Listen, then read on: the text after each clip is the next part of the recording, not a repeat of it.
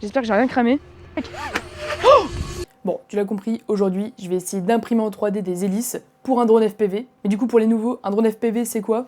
C'est un drone comme celui-ci que souvent on fabrique. C'est un drone qui est fait pour être piloté avec un casque sur les yeux. Et une petite caméra qui est à l'avant du drone permet de renvoyer directement l'image dans le casque, ce qui permet de voler de manière beaucoup plus sportive, ce qui rend les vols assez uniques, mais forcément beaucoup plus dangereux, beaucoup plus risqués, et ce qui amène à casser beaucoup plus d'hélices. Donc je me suis posé la question, est-ce qu'il est possible d'imprimer en 3D des hélices pour trouver une solution économique aux hélices du commerce qui cassent trop facilement? Et en faisant mes recherches, j'ai trouvé une variété énorme d'hélices que des personnes ont créées justement pour des drones, donc j'ai eu envie de tester. J'ai trouvé des hélices par exemple comme celle-ci, qui est censée être une hélice qui s'auto-équilibre et qui fait moins de bruit, donc on va voir si ça fonctionne. Bon du coup, pour commencer, il faut une imprimante 3D, solution complètement économique évidemment.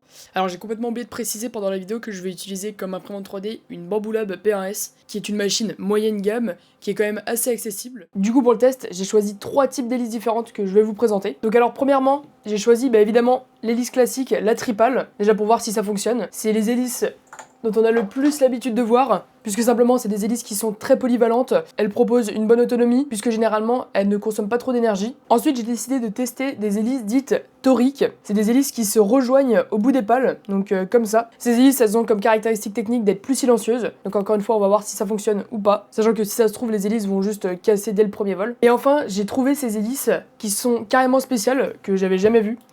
C'est des hélices qui sont auto-balancées, donc c'est-à-dire qu'on a 2 pales d'un côté et une contrebalance de l'autre. Là j'en ai une qui est montée juste ici sur le drone, donc forcément ça donne un effet assez spécial. J'ai aucune idée de si ça va casser ou pas dès le premier coup. Je précise que cette hélice je l'ai pris d'un américain qui avait déjà fait le test en imprimant les hélices en PLA.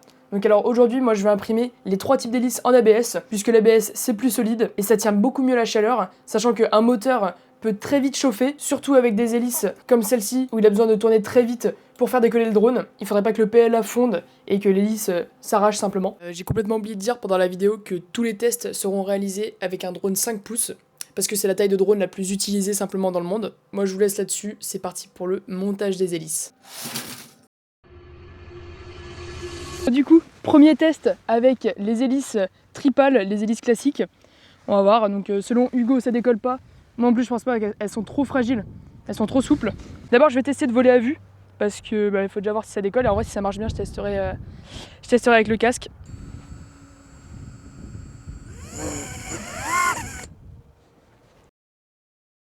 Fin du test pour ces hélices. Elles ne décolleront pas. Elles décolleront jamais, moi je suis trop con, faut que je mette les autres. Bon du coup, deuxième hélice, donc celle-ci c'est celle qui se rejoigne au bout, en forme torique. Je sais pas si ça va fonctionner parce qu'elles sont quand même super sensibles, elles sont super fragiles. L'impression est quand même super fine. Bon encore une fois du coup, je vais faire un petit vol à vue, déjà voir si ça décolle. Et si ça décolle, après je verrai avec pour faire un vol avec le casque. Oh! Ok! Wow!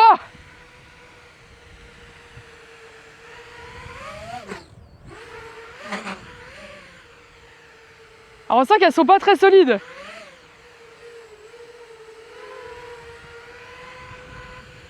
Je sens que je peux pas trop accélérer avec.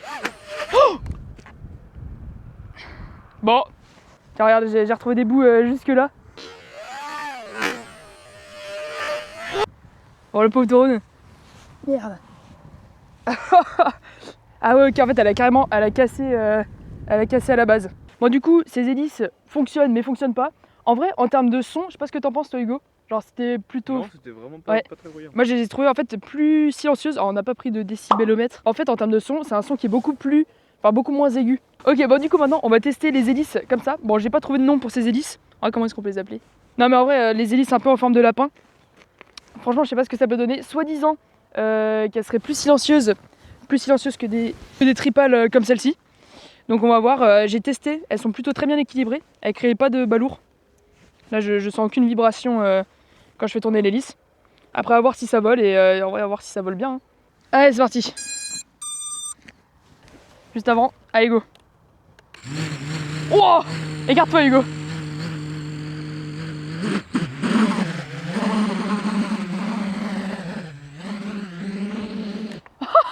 Incontrôlable. Incontrôlable, je peux pas le contrôler. Il fait un de ces bruits. Le bruit qu'il fait. Ah il fait un bruit de malade. Hein. Il doit pas trop aimer de forcer autant. Et au vu du bruit que ça fait... Bon, dernier test, on va voir ce que ça donne. Je vais essayer de me déplacer un petit peu plus. Mais je pense vraiment que les moteurs... Oh non! Oh non! Ah ouais, les moteurs sont bouillants. Ok, bon, je pense qu'il a pas trop kiffé là, le drone. Je pense qu'il a pas du tout aimé même. J'espère que j'ai rien cramé. Bon, du coup, là, avec celui-là, enfin avec ces hélices, les moteurs sont carrément bouillants. Je pense qu'il force énormément. Donc du coup, pour conclure cette vidéo au sujet des hélices imprimées en 3D, on va commencer par les premières hélices, donc les hélices tripales. Donc alors ces hélices, elles ont jamais décollé, enfin du moins elles ont jamais permis au drone de décoller, simplement parce que je pense qu'elles étaient trop fines et n'arrivaient pas à porter simplement le poids du drone. La vraie surprise, c'était les deuxièmes hélices. Donc les deuxièmes hélices qui ont quand même permis au drone de décoller, mais on le sentait en fait à chaque fois que j'accélérais, les hélices finalement pliaient et donc le drone redescendait, jusqu'au moment où forcément il y a une hélice qui a cassé et donc le drone s'est crashé. Mais en termes de son, déjà sur ces hélices, on l'a senti en fait, le son n'était pas forcément moins fort, mais il était beaucoup plus grave, ce qui fait qu'on l'entendait beaucoup moins. Contrairement à des hélices tripales dont on a l'habitude avec un drone classique, qui a un son beaucoup plus striant et beaucoup plus aigu, surtout lorsqu'on accélère. Là c'était un son beaucoup plus posé, et ce qui rendait quand même assez agréable le son du drone finalement. Enfin les hélices en forme de V qui étaient contrebalancées, bon du coup celle-ci petite déception, le drone décolle mais est très peu maniable, simplement parce que premièrement lorsque j'ai monté les hélices, j'ai pas réussi à les plaquer complètement jusqu'au bas du moteur, ce qui fait qu'elles n'étaient pas vraiment butées, elles n'étaient pas donc toutes à la même hauteur. Néanmoins on a quand même senti que les moteurs ont chauffé à une vitesse avec ces hélices. La maniabilité du drone était horrible, c'est pour ça que sur le premier vol, le premier décollage, le drone se décalait et pourtant j'étais quasiment joystick au maximum en arrière pour essayer de ramener le drone vers moi, mais il continuait à avancer.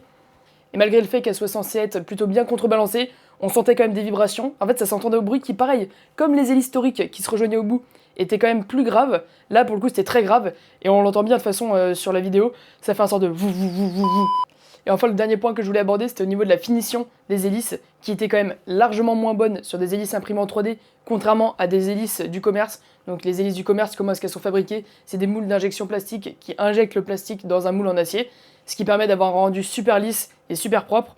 Là, forcément, vu que c'est imprimé en 3D, on sent quand même sur chaque hélice, sur le pourtour, qu'il y a des endroits où il y a des dépôts de matière qui sont pas censés être là, ce qui forcément force au final à faire consommer plus d'énergie.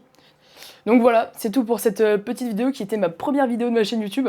Merci beaucoup d'avoir regardé en entier, et puis je vous dis à la prochaine.